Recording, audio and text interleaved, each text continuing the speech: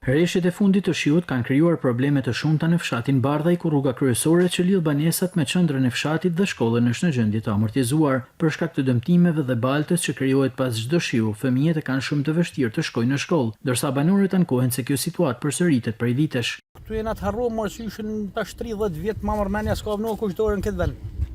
Na kena fëmijë të bëjë vetë apo për shkakun si thoni se aty rrit zethi, aty rrit fëmijë. A kupton për shembull, edhe zëti thjet me Elani këtu është hardhek, a kupton? Ai aty rrit fëmijë, janë aty për të ardhmen tonë, si thonë çfarë thon fëmijës nesër mas nesër, pse më kanë ngulën këtë vend, a kupton për shembull? Këna bë me ignatën. Si më kanë në Kabul. Nuk e di, as 97 mos janë në rrugë më të mira ne do të betohem. Është 30 vjet nuk është dorë ndaskalo.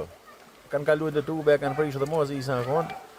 Do të mos vetë kena me ty pagu lek servise, makinash e du i qofë me ty mesizme të shkolla. Banorët kërkojnë ndërhyrjen e menjëhershme të autoriteteve vendore për riparimin dhe asfaltimin e rrugës në mënyrë që lëvizja të bëhet më e sigurt dhe më e lehtë, veçanërisht për nxënësit gjatë muajve të dimrit.